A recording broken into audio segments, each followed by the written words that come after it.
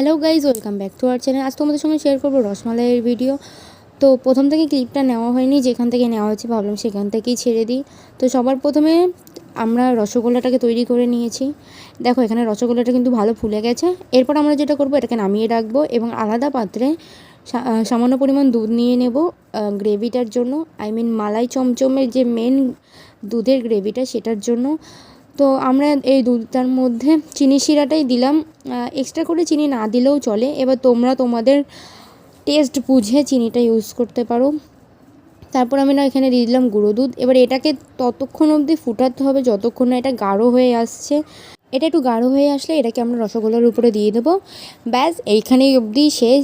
এরপর আমি এখানে সামান্য বাদাম দিয়ে গার্নিশিং করেছি। তোমরা চাইলে এটা স্কিপও করতে পারো। তোমাদের যদি এটার কোনো লং ভিডিও দরকার পড়ে তাহলে অবশ্যই আমাকে কমেন্ট করে জানিও, আমি অবশ্যই এটা লং ভিডিও দেবো। আজকের মতো ভিডিওটা এখানেই শেষ করছি। দেখাবো নেক্সট